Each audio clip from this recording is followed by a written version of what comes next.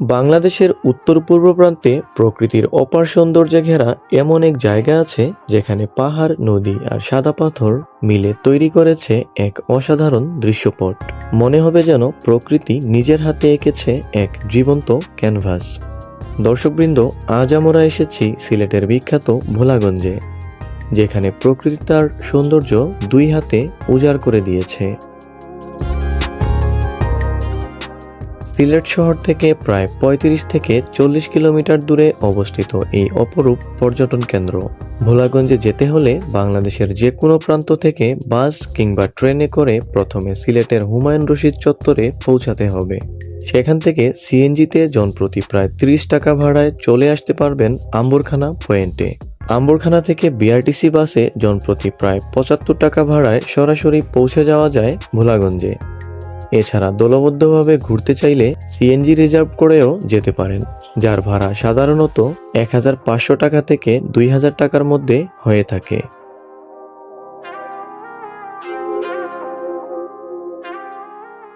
ভোলাগঞ্জ পৌঁছানোর পর শুরু হয় আরেকটি রোমাঞ্চকর যাত্রা।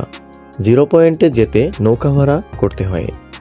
একটি নৌকায় সর্বোচ্চ ৮ জন যাওয়া যায় এবং ভাড়া পড়ে প্রায় ৮০০ টাকা। আর এই নৌভ্রমণই হয়ে উঠতে পারে আপনার ভ্রমণের সবচেয়ে উপভোগ্য অংশ।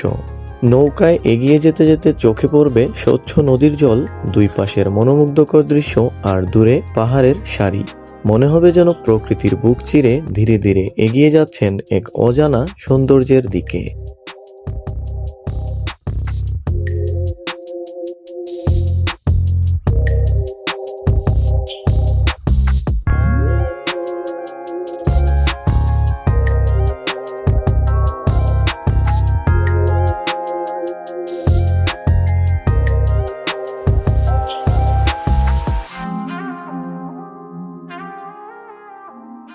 ভোলাগঞ্জের সবচেয়ে বড় আকর্ষণ এর বিখ্যাত সাদা পাথর। স্বচ্ছ পানির নিচে ছড়িয়ে থাকা অসংখ্য সাদা পাথর দূর থেকে দেখলে মনে হয় নদীর তলদেশে ছড়িয়ে আছে অগণিত মুক্তা। পাহাড় থেকে নেমে আসা ঝর্ণার পানির ধারা এই সৌন্দর্যকে আরও বেশি মোহনীয় করে তুলেছে। শুধু সাদা পাথরই নয়, ভোলাগঞ্জের পাহাড়ি সৌন্দর্যও আপনাকে মুগ্ধ করবে। দূরে মেঘে ঢাকা পাহাড়ের সারি, নীল আকাশ আর সবুজ প্রকৃতির মেলবন্ধন এই স্থানকে দিয়েছে এক ভিন্ন মাত্রা। আর বর্ষাকালে এখানকার সৌন্দর্য যেন কয়েক গুণ বেড়ে যায়।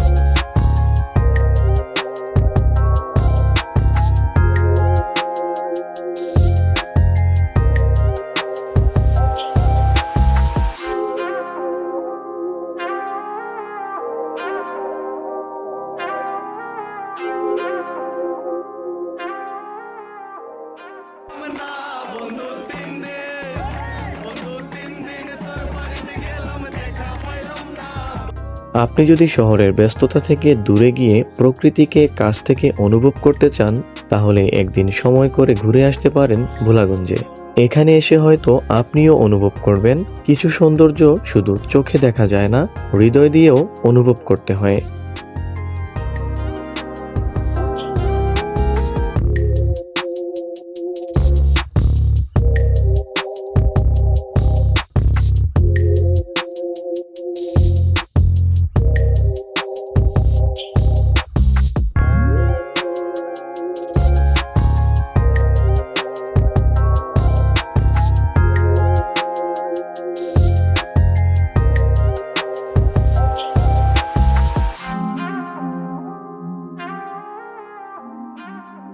আজকের মতো এখানেই বিদায়।